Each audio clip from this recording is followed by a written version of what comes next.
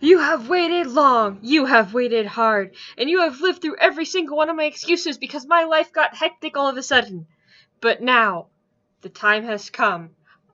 I, Jable Silver, would like to present Scars of Our Past, Chapter 1. She wasn't sure what was or had happened. One moment, she had everything she wanted. The next, it was too much. It consumed her very being, taking over, trapping her in her own darkness. It burned. She didn't want it. Not like this. What got her to this point, she didn't know. Much to her relief, the princess and her friends shut her down, dispelling all the power and dark magic she had obtained.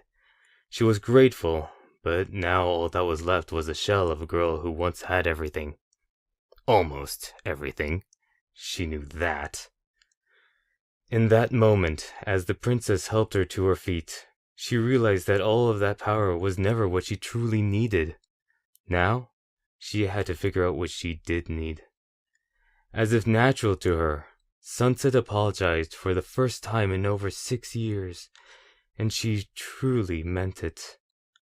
The looks, anger, and disgust the students gave her, however, told her that there was no forgiveness to be had. Frowning, she looked around to see the damage she had caused. There was no way Principal Celestia would allow her to remain at Canterlot High after this. To be honest, she wouldn't be surprised if Celestia called the police or sent her back through the portal for Princess Twilight and Princess Celestia to deal with. She had dug her grave, and now she has to lie in it. Once the princess and the other students had returned to the gym, Vice Principal Luna tasked her, Snips and Snails, to clean up the mess and start rebuilding the front of the school with the bricks that sat in the storage shed for the construction class. It did match, though. Her back stung, but Sunset paid no attention to it, only focusing on the task at hand. She would handle the pain later. After a while of laying mortar and placing bricks, Principal Celestia came out and relieved Snips and Snails from cleaning, giving them a week of school suspension and a promised phone call to their parents. Sunset knew that the principal would be giving an altered version of the story.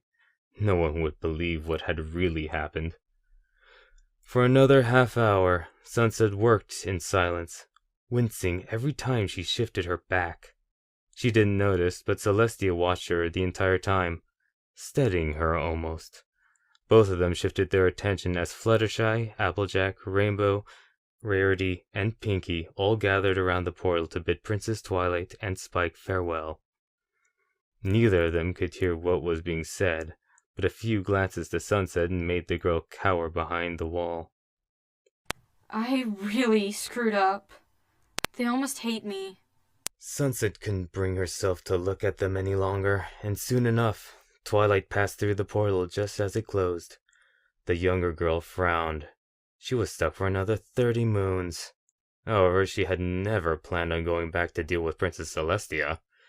Celestia, however, watched the girls, and when they glanced over to Sunset, there was no malice in their expressions, just thoughtful looks, most likely towards what to do with said girl.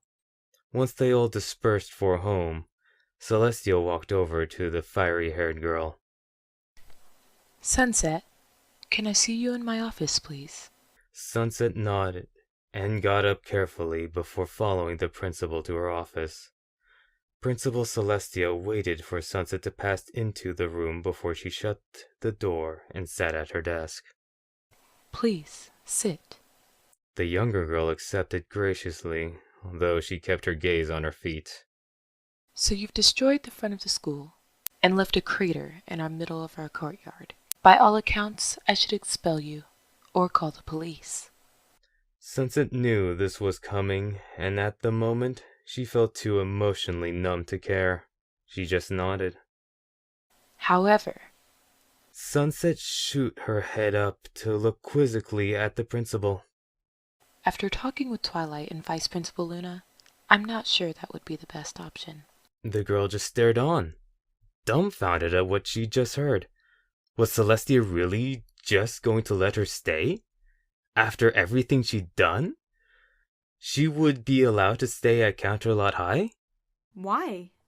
Twilight explained to me that you are not from here, and she had a hunch that you didn't mean for things to go as far as they did. In fact, she believes that it's partly her fault. Her fault? Yes. Apparently it had looked as though the situation could have been resolved without the mess. Sunset thought for a moment. It was true that she had had second thoughts about her plan in the weeks before stealing the crown, even more in the last couple of days. Was it really what she wanted? True that this world was foreign to her at one point, but she had long since gotten used to the odd way humans do things, but had never intended on staying here, or so she told herself. Still, she found that she had the necessary papers made for her to stay in this world, though she told herself that it was just in case she needed a backup plan. I'm sorry. Was all she said, looking back down to her feet. Tell me, Sunset, what exactly were you thinking? What was your plan? I need the truth, or I will have to call the authorities. Seeing as she had no other option, Sunset took a deep breath. I wanted something I couldn't have, so I stole Twilight's crown to get it. I wanted power, but that could only happen if I wore the crown here first. That last part was unexpected. Celestia listened carefully to every word she said, looking for any sign of intent, but found none. Then how did you end up in such a position? Sunset shook her head. I don't know, but I wasn't exactly in control, if that's what you mean. It was like a nightmare, looking out but not being able to stop what you were doing. My plan was to absorb the power from the crown, then go back and take over Equestria. That's not much better than what I did, though. What did Twilight mean when she told me the situation could have been avoided? I was actually ready to cut my losses, but then Rainbow Dash said something and set off a fuse in my head. I got angry and ended up fighting Twilight and her friends for the crown. Celestia thought about this and watched as the girl in front of her frowned in regret, but her jaw was tight. She was angry, not at anyone, though. She seemed to be angry with herself. Honesty was a side of Sunset that the educator had never seen before, but she found it suited her. The girl seemed to be showing genuine emotion. I'm so stupid. The young girl mumbles to herself through clenched teeth and balled fists. Why did I even do it? I could have given up, no harm done.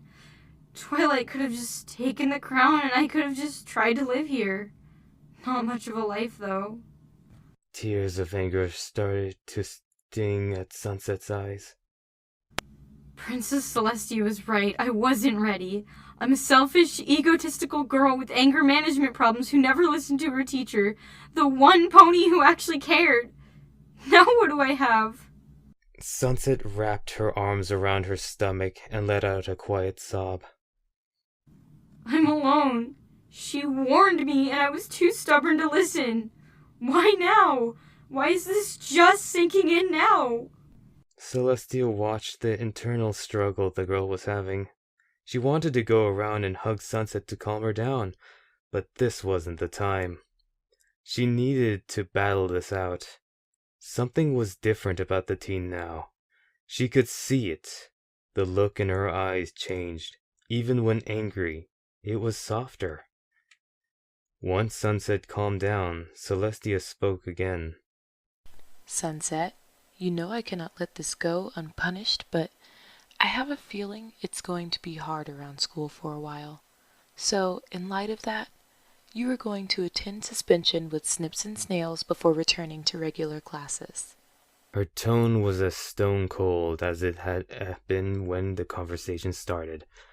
but Sunset didn't care. Yes, Principal Celestia. I don't understand why you're doing this. I didn't do anything to deserve it. Celestia let herself relax. Sunset, Shimmer. Celestia's soothing tone reminded Sunset of the Alicorn Princess. I believe that you have the ability to change, but it's entirely up to you. You can either embrace this second chance, or you can repeat your past transgressions. Everyone deserves a second chance. Sunset smiled, with tears in her eyes. Now. Thank you. Celestia stood from her desk. It's getting late. You should probably get home. Sunset nodded and left the office, mumbling to herself. A second chance.